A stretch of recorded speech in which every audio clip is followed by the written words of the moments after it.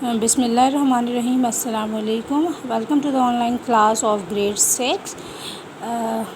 Dear students, this is the lecture about ratio and proportion. I have given you the task of summer vacation in which ratio and proportion unit 6 is included. ठीक है, ये lecture जो है आपको help करेगा आपके solutions में. ठीक है, आपको मैं एग्जांपल्स के थ्रू एक्सप्लेन कर दूँगी. उसके अकॉर्डिंगली आपने एक्सरसाइज को ख़ुद करना है और ख़ुद अंडरस्टैंड करना है. ठीक है, अब ratio, what is ratio and what is proportion. Define ratio as a relation which one quantity bears to another quantity of the same kind with regard to their magnitudes. Ratio same kind, like आप proportion सिर्फ उन चीज़ों की ratio सिर्फ उन चीज़ों की ले सकते हैं जिनकी काइंड सेम है. लाइक अगर आप कॉपीज़ हैं तो कॉपी की रेशो कॉपी के साथ होगी, आपके पेंसिल या रेज़र के साथ नहीं होगी.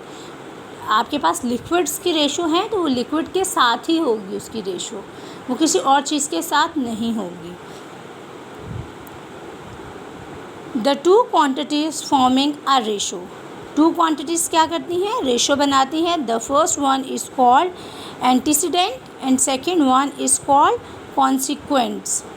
ठीक है, और इसी तरह से जब आपके पास 4 नंबर्स होते हैं वो आपके पास कहलाते हैं प्रोपोर्शंस. ठीक है, इसमें आपके पास 4 एलिमेंट्स हैं, A B C D. ठीक है, जब आपके पास 4 नंबर ऑफ़ एलिमेंट्स हों तो वो आपके पास कहलाते हैं प्रोपोर्शंस. ठीक है, अब इसमें A एंड D जो है वो आपके एक्सट्रीम्स कहलाते हैं और B एंड C जो है वो आपके मीन्स कहलाते हैं. ठीक है, ये थोड़ा सा आपके ऑब्जेक्टिव वाइज जो है वो क्वेश्चंस हैं, आपके ऑब्जेक्टिव में ये हेल्प करेंगे. ठीक है, अब प्रोपोर्शन फाइंड करने के 2 तरीके हैं. ठीक है, 2 पैटर्न्स हैं, direct proportion and inverse proportion. Okay, we will discuss it later when we start exercise number 6.2. Okay, now open your page number 66. Here is the definition of ratio. The numerical comparison between two quantities of the same kind is called ratio. What is the definition of ratio? The numerical comparison between two quantities of the same kind is called ratio. For example,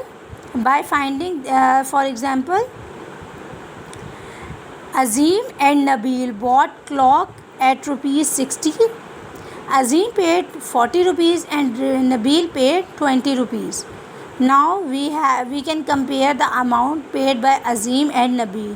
To find the relation between two amounts, we have 2 patterns. By finding the difference कि अगर हम 40 में से 20 minus कर देंगे तो difference आ जाएगा और इतनी उसकी रेशो होगी. और सेकंड है by writing them into a fraction. हम इसको फ्रैक्शन में लिखते हैं. फ्रैक्शन में लिखने का क्या तरीका है, 20/40.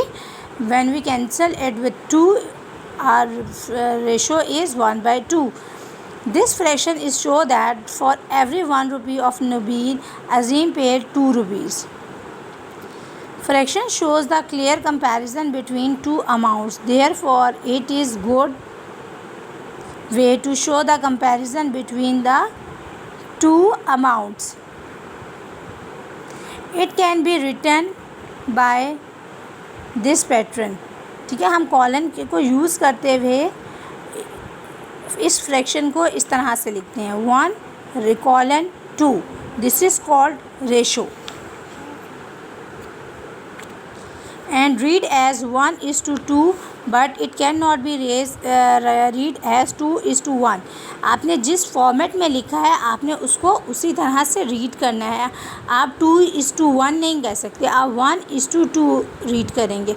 Because by changing the order of elements of the ratio, the value is also changed. Therefore, 1:2 and 2:1 are 2 different ratios. In general, we can write it as A ratio B is not equal to B ratio A. So A ratio can also be written for more than two quantities. जब आपके पास more than to quantities हो तो आप उसको किस format में लिखते हैं? 2:3:4 और A:B:C एक्सेट्रा. एंसीडेंट एंड कॉन्सिक्वेंट, ये मैंने आपको पहले भी बताया है प्रीवियसली कि जो आपके पास फर्स्ट एलिमेंट होता है वो एंटीसीडेंट कहलाता है और जो सेकंड वाला एलिमेंट होता है वो कॉन्सिक्वेंट कहलाता है. ठीक है, अब आपके पास एग्जाम्पल हैं. ठीक है, एग्जाम्पल जो है वो मैं आपके क्वेश्चंस के अकॉर्डिंग सॉल्व करूँगी. ठीक है, 6.1 ओपन करेंगे. Right each of the following into ratio form. आपने इसको रेशो की फॉर्म में लिखना है. लाइक अभी ये फ्रैक्शन में है, सब जो है ये फ्रैक्शन में है. आपने इसको कैसे लिखना है? ऐसे 3/4 है ना, तो आपका इसका सोल्यूशन क्या होगा? इसका सोल्यूशन होगा 3:4, 2:7,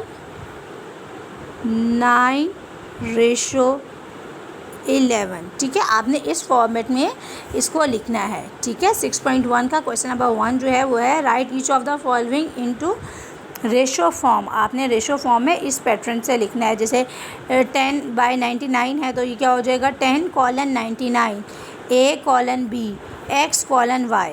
ठीक है, okay. Let's see the second question. Right each of the following into fraction form. अब आपने रेशो वाली फॉर्म आपके पास गिवन है, आपने इसको फ्रैक्शन फॉर्म में लिखना है. आप कैसे लिखेंगे फ्रैक्शन फॉर्म में? ये 2:3 है ना, तो 2/3 और ये है 4.1 डिवाइडेड बाय 5.2 A/B और इसी तरह X/Y. ठीक है, तो आपने सेकंड क्वेश्चन को इस फॉर्मेट में लिखना है. ठीक है, उसके बाद है सिंप्लीफाई द फॉलोइंग रेशोज़. इसके लिए इस क्वेश्चन नंबर 3 के लिए हम एग्जांपल्स फॉलो करेंगे. ठीक है, सिंप्लीफाई करना है तो सिंप्लीफाई करने के लिए क्या करते हैं कि आप सबसे पहले जैसे फॉर एग्जांपल 3:9 है, 3:9 का 3 और 9 का आप HCF फाइंड करेंगे. ठीक है, HCF फाइंड करेंगे और आप हर नंबर को उससे डिवाइड करेंगे. Let's see the example number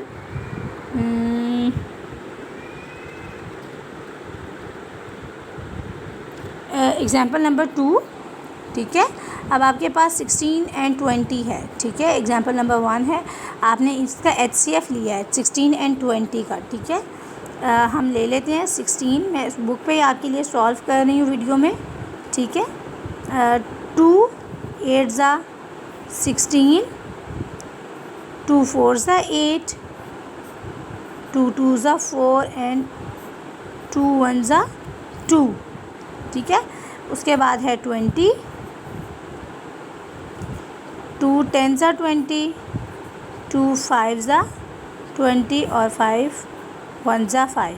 अब यहाँ पे भी 2 कॉमन है और यहाँ पे भी 2 कॉमन है. आपने एक 2 लिख लिया, यहाँ पे भी एक 2 कॉमन है, दूसरा 2 भी कॉमन है.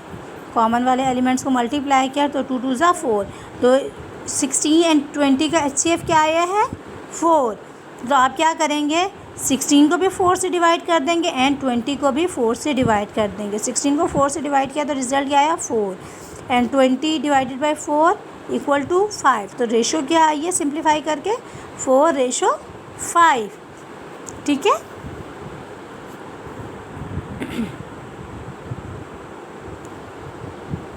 आपके पास अच्छे. अच्छा स्टूडेंट, अगर आपको इन केस कोई चीज़ कोई बात समझ नहीं आती, if you have any problem you can ask me through video on WhatsApp. You can comment on videos which are uploaded on YouTube और by classroom app. You can comment on classroom app.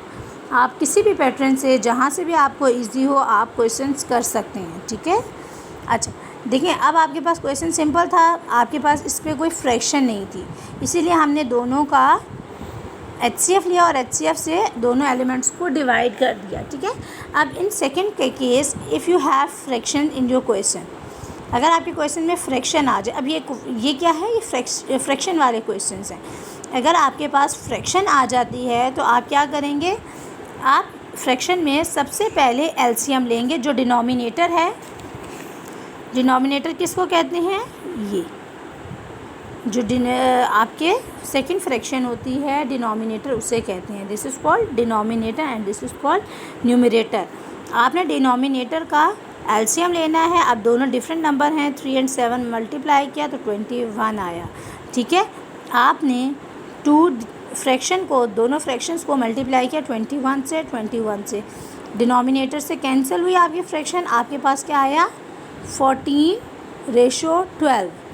जब आपके पास simplify करके ये आया और उसके बाद simple हो गई, आपके पास जो आपका क्वेश्चन है फ्रैक्शन का वो ख़त्म हो गया, सिंपल रह गया।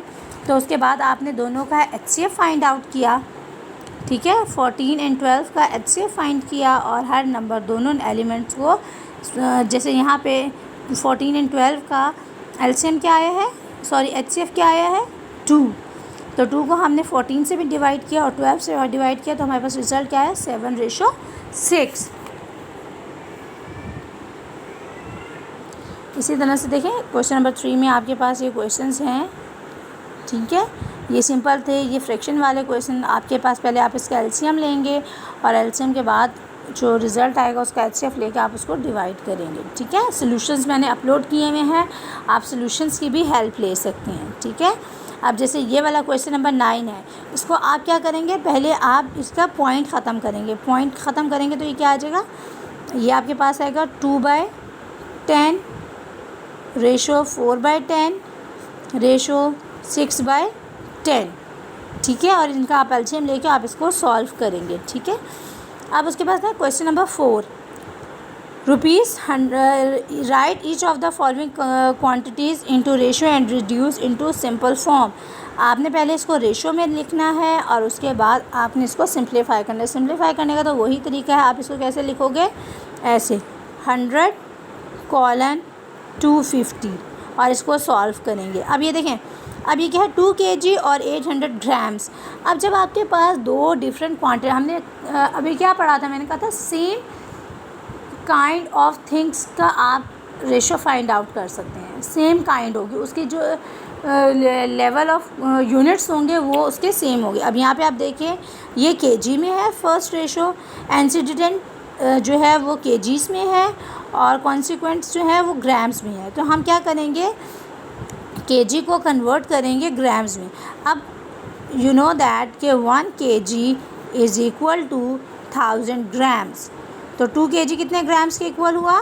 2 kg इक्वल टू 2000 ग्राम्स। और रेशो कैसे लिखेंगे आप? 2000 ग्राम्स रेशो 800 ग्राम्स। तो this is the way to convert kg into grams. अब इसमें 1 मीटर है और 500 सेंटीमीटर है। 1 मीटर में कितने मीटर सेंटीमीटर्स होते हैं? 1 मीटर में आपके पास